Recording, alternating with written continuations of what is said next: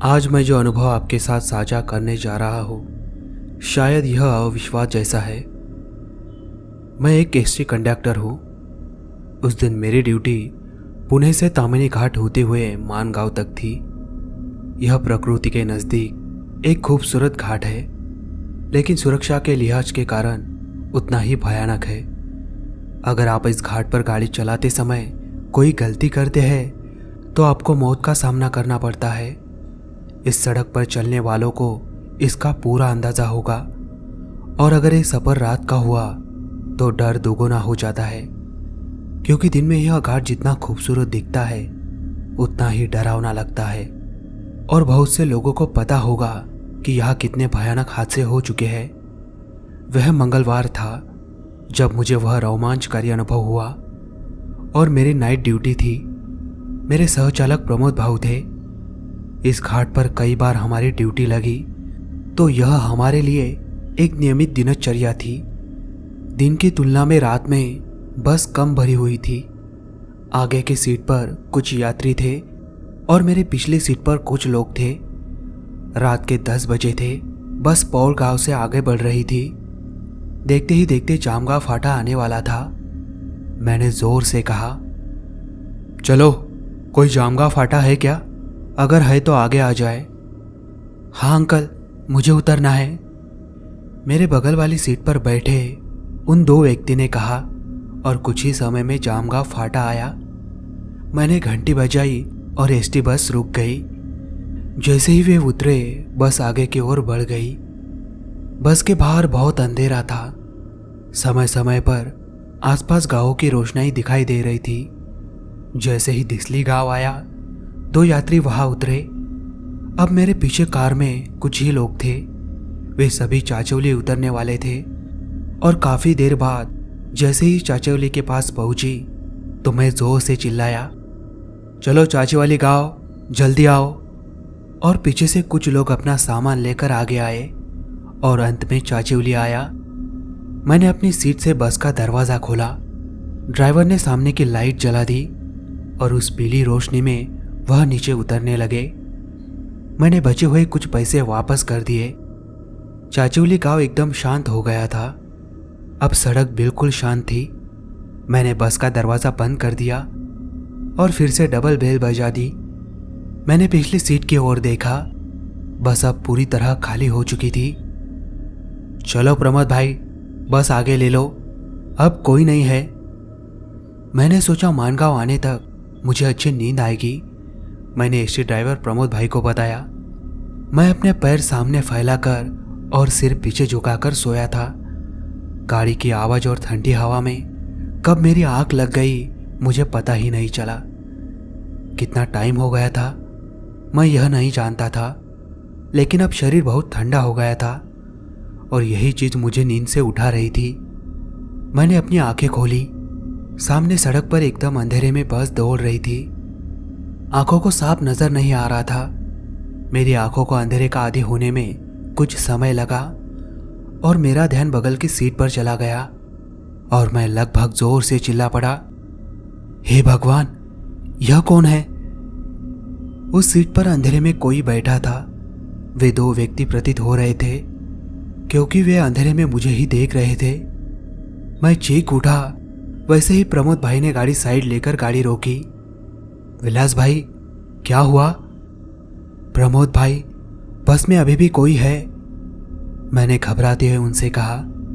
उन्होंने बस की लाइट चालू कर दी, और प्रमोद भाऊ ने कहा, अरे विलास भाई, जब आप सो रहे थे तो यह जोड़ा तामिनी घाट से चढ़ गया। मैं उस जोड़े को देख रहा था। बिल्कुल एक सामान्य इंसान की तरह।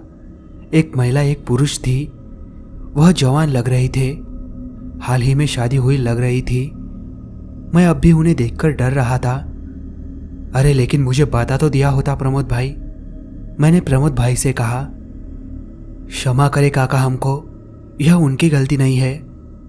हमारी गाड़ी उस वक्त तामिनी घाट में फंसी हुई थी।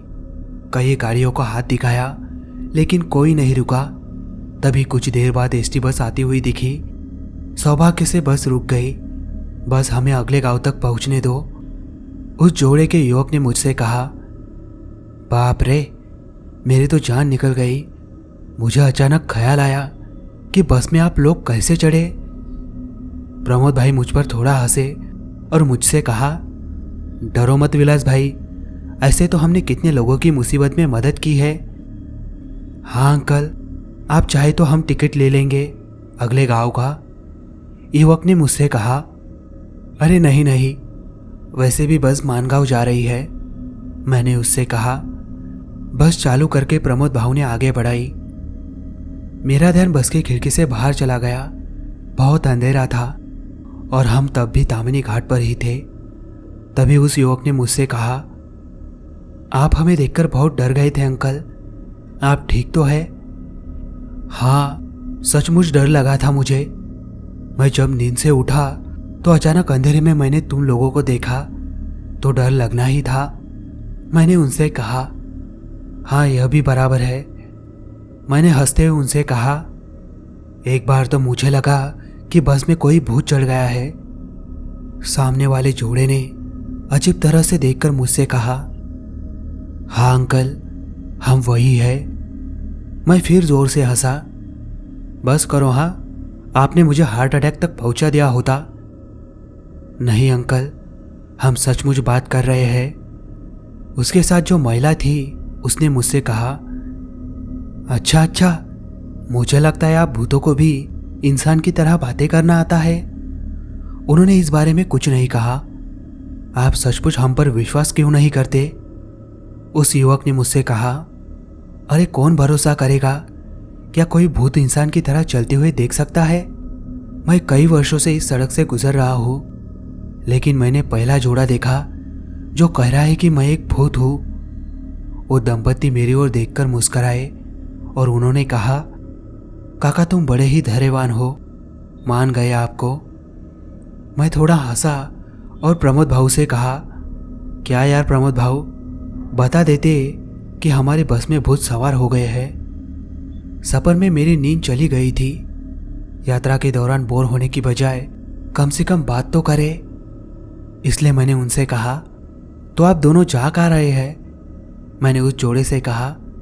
वे दोनों मुस्कुराए और मुझसे बोले, कोलार के एक रिश्तेदार की शादी हो रही थी, वहां जा रहे थे हम पुणे से हैं। घर से निकलते वक्त थोड़ी देर हो गई थी। रात 10 बजे हम लोग निकले, ढाबे पर खाना खाया।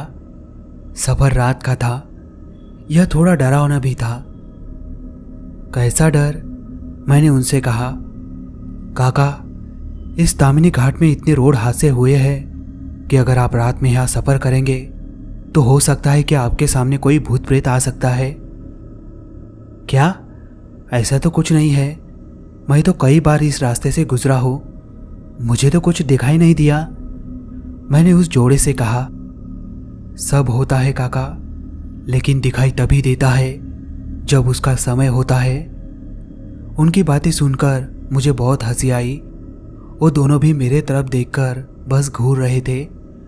अब हमारी बस काफी दूर बढ़ चुकी थी। कुछ दूर जाते ही वो जोड़ा मुझसे कहने लगा, काका यही बस रोक दीजिए, हमें यहाँ उतरना है। मैंने आश्चर्य से उन दोनों की तरफ देखा। चारों तरफ अंधेरा था और कहीं पे भी कोई रास्ता दिखाई नहीं दे रहा था। फिर भी वह जोड़ा हमको गाड़ी रोकने के लिए कह रहा था। मैंने बस की घंटी बजाई और प्रमोद भाई ने गाड़ी रोक दी। वह जोड़ा उतरा और सामने की ओर अंधेरे में जाने लगा। मैंने जोर से आवाज दी, अरे सुनो, उधर कहाँ अंधेरे में जा रहे हो? इधर कौन सा गांव है या मैकेनिक मिलेगा तुमको? उस जोड़े में से उस व्यक्ति ने पलट कर देखा और मुस्कुराते हुए कहा, हमारी मंजिल यही आगे है, शमशान में। और वो जोड़ा हंसते हुए उस अंधेरे में गायब हो गया। अरे अजीब लोग हैं, कैसे पागलों जैसी बातें कर रहे थे। भूत है, शमशान है। मैंने फिर से घंटी बजाई और बस आगे की तरफ बढ़ गई। कुछ ही देर में हमारी एसटी बस डिपो में पहुंच गई। मैं और प्रमोद भाऊ चाय पीने के लिए कैंटीन पर गए। वहाँ अखबार पड़ा था। मैंने वो अखबार पढ़ने के लिए उठाया और जैसे अखबार पढ़ने लगा तो मेरी आंखें खुली रह गई। उसमें लिखा था, एक जोड़े की तामिनी घाट में कार दुर्घटना से मौत हुई और उस जोड़े की बाजू में फोटो भी लगी हुई थी और ये जोड़ा वही था जो हमारे साथ सफ़र कर रहा था। मैं और प्रमोद भाऊ हम दोनों उस घटना को याद करके डर से कांप रहे थे।